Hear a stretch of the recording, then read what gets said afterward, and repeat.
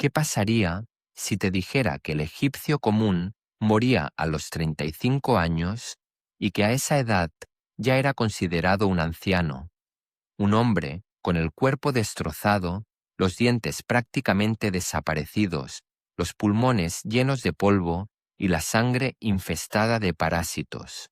Un hombre que había vivido toda su vida al límite y que sabía que el tiempo se acababa.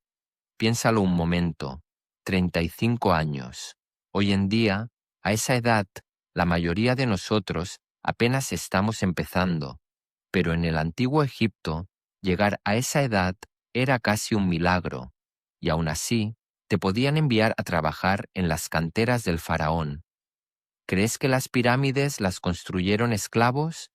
La historia que aprendemos en los libros tiene un matiz que casi nadie menciona. Las construyeron personas libres, personas que no tenían elección, de personas que trabajaban por un pedazo de pan y una jarra de cerveza, bajo un sol que superaba los 40 grados, y si intentaban escapar, las consecuencias eran devastadoras. Ahora, imagina que te despiertas en el antiguo Egipto, no como faraón, no como sacerdote, como una persona cualquiera. Antes de que llegue el mediodía, las probabilidades de que sigas con vida son estadísticamente muy bajas. ¿Por qué? Eso es exactamente lo que vamos a descubrir hoy. Bienvenidos a Imperio de los Faraones, el canal donde la historia antigua cobra vida en cada episodio. Si eres nuevo por aquí, te invitamos a suscribirte ahora mismo para no perderte nada de lo que viene. Y si ya formas parte de nuestra comunidad, gracias por estar aquí una vez más. Los comentarios son el corazón de este canal. Nos ayudan a entender qué temas os generan más curiosidad, a dónde llevar el canal y qué secretos queréis que desentrañemos juntos. Así que después de ver este episodio, cuéntanos tu opinión. Nos importa mucho leer lo que pensáis. Que empiece la exploración. Hoy vamos a responder preguntas que os pondrán los pelos de punta. Veremos por qué el pan que comían los egipcios los mataba lentamente, de una forma que ninguno de ellos entendía. Descubriremos qué enfermedades arrasaban con millones de personas y por qué su propia medicina a veces era más peligrosa que la enfermedad. Hablaremos de cómo era una jornada de trabajo ordinaria y por qué el cuerpo de un trabajador de 30 años parecía el de un anciano de 60. Conoceremos un sistema de justicia donde ser inocente no te salvaba de nada. Y llegaremos a algo que muy poca gente sabe, cómo los propios dioses y la religión podían costarte la vida sin que hubieras hecho nada malo. El primer enemigo estaba en el plato. Antes de hablar de pirámides, de faraones o de ejércitos, hay que hablar de algo mucho más cotidiano, algo que cada egipcio comía cada día, algo que, sin que nadie lo supiera, los estaba destruyendo por dentro. El pan era la base de la alimentación en el antiguo Egipto. Absolutamente todos lo comían: los campesinos, los artesanos, los sacerdotes, los soldados. Era el alimento más democrático de toda la civilización, y también era uno de los más peligrosos. El problema no estaba en los ingredientes, estaba en la forma de producirlo. Las piedras de moler que se usaban para triturar el grano se desgastaban durante el proceso y sus fragmentos acababan mezclados con la harina. A eso se sumaba la arena del desierto que el viento depositaba sobre todo. El resultado era un pan que al masticarlo actuaba como papel de lija sobre los dientes. Los arqueólogos que han estudiado momias de personas ordinarias han encontrado algo que resulta impactante. A los 30 años, muchos egipcios tenían los dientes prácticamente destruidos. La esmalte había desaparecido. La dentina estaba expuesta, y cuando la infección llegaba a la raíz, no había forma de detenerla. Sin antibióticos, esa infección dental podía extenderse al hueso de la mandíbula, al torrente sanguíneo, y convertirse en algo fatal: morir por culpa del pan. Eso era el antiguo Egipto para las clases populares. Y si el pan era peligroso, el agua era directamente una amenaza constante. En que el Nilo era el corazón de la civilización egipcia, pero sus aguas estaban llenas de parásitos. El más extendido era el esquistosoma, un gusano microscópico que vivía en los caracoles del río y que penetraba en el cuerpo humano a través de la piel con solo entrar en contacto con el agua. Hasta un 65% de la población estaba infectada. Este parásito causaba anemia crónica, daños en los riñones, en el hígado y lesiones internas que consumían las energías de quien lo padecía durante años. Los médicos griegos que visitaron Egipto más tarde quedaron desconcertados al ver que los hombres egipcios presentaban síntomas que no sabían cómo explicar. Le pusieron un nombre extraño al fenómeno. Lo llamaron, en griego, algo equivalente a hombres que menstruan, porque el sangrado interno que provocaba el parásito los confundía profundamente. Y además del esquistosoma, estaban las lombrices de Guinea, que entraban al organismo a través del agua sin hervir, viajaban por el interior del cuerpo y salían de forma dolorosa por las extremidades. Estaban los mosquitos de los pantanos del delta, portadores de malaria. El 22% de la población, incluyendo algunos faraones como Tutankamón, estaban infectados por el tipo más agresivo de esta enfermedad. El Nilo daba vida, pero también la iba quitando, gota a gota, año tras año. Las pirámides y la verdad que nadie menciona. Aquí hay algo que merece una pausa, porque cuando pensamos en las pirámides, tendemos a imaginar esclavos encadenados, azotados, obligados a arrastrar piedras. Y esa imagen es incorrecta, que la verdad histórica es diferente, pero en ciertos aspectos igual de dura. La mayoría de las grandes construcciones del antiguo Egipto, incluyendo las pirámides, se levantaron gracias a un sistema llamado corvée. Era una forma de impuesto que no se pagaba con dinero ni con grano, sino con trabajo. Los campesinos que vivían en las orillas del Nilo estaban obligados a trabajar para el Estado durante los meses de inundación, cuando sus tierras estaban bajo el agua y no podían cultivar. No eran esclavos en el sentido jurídico, eran hombres libres, pero esa libertad tenía un límite muy claro. Negarse a cumplir con la corvée tenía consecuencias graves, y escapar podía ser aún peor. Los registros arqueológicos de los cementerios de trabajadores encontrados junto a Giza cuentan una historia que las piedras no cuentan. Los esqueletos muestran artritis severa, hernias de disco, fracturas consolidadas de manera irregular, deformaciones en la columna. Son los cuerpos de personas que trabajaron hasta el límite físico de sus posibilidades, año tras año, desde jóvenes. Los que trabajaban en las canteras inhalaban diariamente nubes de polvo mineral. Eso provocaba una enfermedad pulmonar progresiva que les robaba la capacidad de respirar con normalidad. Los que trabajaban en los canales de irrigación o en zonas húmedas estaban expuestos constantemente al parásito del esquistosoma. El cuerpo de un trabajador de 28 años podía estar tan deteriorado como el de alguien 20 años mayor. En un documento del reinado de Ramsés IV se registró con detalle una expedición a las canteras del desierto. Partieron 8.368 personas. Al finalizar los trabajos, 900 no habían regresado, y eso era considerado un resultado normal. Existía una forma de escapar de la corvée. Algunos egipcios buscaban convertirse en servidores de un templo. No era exactamente un trabajo deseado, pero los templos tenían inmunidad frente al Estado.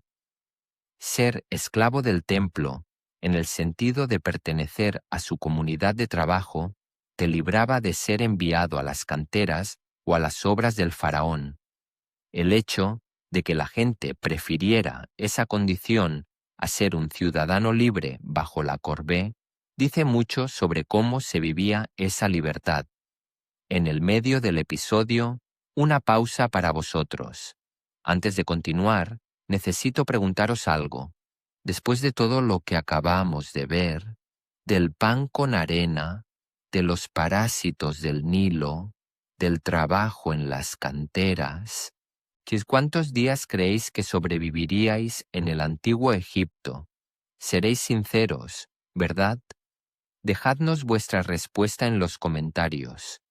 No hay respuesta incorrecta, y leerlos nos ayuda a saber qué os apasiona y a dónde llevar el canal.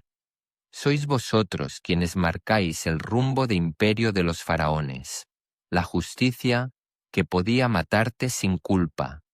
Imaginemos que habéis sobrevivido al pan, al agua y al trabajo. Todavía queda otro peligro, uno que podía alcanzaros sin avisar, incluso sin haber hecho nada malo. El sistema de justicia del antiguo Egipto no se parecía en nada a lo que entendemos hoy por ese concepto. No existían cárceles en el sentido moderno. El Estado consideraba que mantener a alguien encerrado era un desperdicio de recursos. Los castigos eran físicos, rápidos y definitivos. Por un robo menor o por aceptar un soborno, se podía recibir 100 golpes de bastón. Por delitos considerados más graves, el castigo podía dejar marcas permanentes en el cuerpo. La persona quedaba marcada socialmente para siempre y con frecuencia era enviada a trabajos forzados en las minas o en el desierto, de donde muchos no regresaban. Pero lo más peligroso no era cometer un delito. Lo más peligroso era ser extranjero o estar en el lugar equivocado en el momento equivocado. La ideología oficial egipcia consideraba a los extranjeros como una manifestación del caos, de lo que ellos llamaban Isfet, la fuerza opuesta al orden del universo. Un forastero sin conocimientos del idioma, sin contactos, sin un protector de confianza, era automáticamente sospechoso. Podía ser tomado como espía, como una amenaza al orden divino, como alguien que debía ser eliminado o sometido. La inocencia era irrelevante sin quien la respaldara, y ni siquiera los propios egipcios estaban a salvo de morir por estar en el lugar equivocado. En algunos templos había salas a las que solo podían acceder los sacerdotes de mayor rango. Un ciudadano normal, que por curiosidad o por error se adentrara en esas zonas, cometía, según la ley, un acto contra la divinidad misma. Las consecuencias podían ser inmediatas. Existía también algo que los egipcios llamaban bebo bibete, los tabúes sagrados. Matar a un animal sagrado, aunque fuera sin querer, podía desencadenar una reacción violenta y colectiva que ningún tribunal frenaba. La ira popular, ante una ofensa religiosa, no esperaba juicios ni deliberaciones. Los dioses que podían matarte. Aquí llegamos a algo que muy poca gente conoce, y es quizá el aspecto más inquietante de toda esta historia. En el antiguo Egipto, la religión no era una opción personal. era el tejido de la realidad. El orden del cosmos, la salida del sol cada mañana, la inundación del Nilo, la fertilidad de la tierra, todo dependía del mantenimiento del orden sagrado llamado Ma'at, y cualquier persona que lo perturbara, de la forma que fuera, se convertía en una amenaza para la supervivencia de todos. Las normas de pureza ritual eran estrictas y complejas. Para entrar en un templo, había que cumplir una serie de condiciones precisas: haber guardado ayuno, haber realizado los baños rituales, haber seguido ciertas normas de abstinencia. Sin cumplir esos requisitos, entrar en el recinto sagrado era un acto de profanación, y las consecuencias podían ser letales. Pero había algo más sutil y más peligroso que las reglas de los templos. Los últimos 5 días del calendario egipcio, los llamados días epagomenales, eran considerados tiempo fuera del tiempo, días en los que el velo entre el mundo de los vivos y el de los muertos se adelgazaba, días en los que los dioses mismos habían nacido y en los que el caos podía infiltrarse. Quien no conociera los nombres mágicos correctos para invocar protección durante esos días, según la creencia popular, corría el riesgo de morir de forma repentina e inexplicable. Y luego estaba el miedo más profundo de todos: perder el nombre. En el antiguo Egipto, el nombre de una persona no era solo una etiqueta, era parte de su alma, de su identidad eterna. El conjunto de elementos que formaban a un ser humano incluía al Ren, el nombre, como algo inseparable de la existencia. En los grandes procesos por traición al Estado, de como la conspiración del harén durante el reinado de Ramsés III, los condenados no solo eran ejecutados, se les cambiaba el nombre por uno que expresaba la reprobación divina, nombres que significaban cosas como Ra lo desprecia o aquel a quien los dioses abandonan. Borrar el nombre de alguien de los registros, de las estelas, de las paredes de los templos, era la peor condena posible. No solo destruía la memoria en vida, destruía la posibilidad de existencia en la eternidad. Antes del final, una última pregunta para vosotros. Estamos llegando al cierre de este episodio y necesito haceros una última pregunta antes de terminar.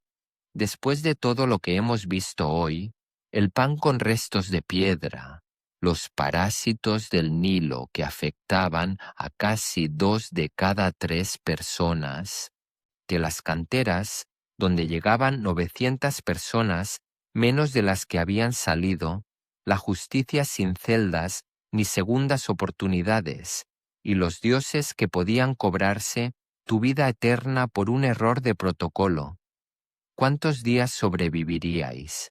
¿Qué os mataría primero? Decidnos en los comentarios. Cada respuesta nos ayuda a entender qué os apasiona y nos motiva a seguir trayendo episodios como este. El veredicto final. La pregunta con la que cerramos este episodio es, en realidad, bastante sencilla de responder si analizamos los datos con frialdad.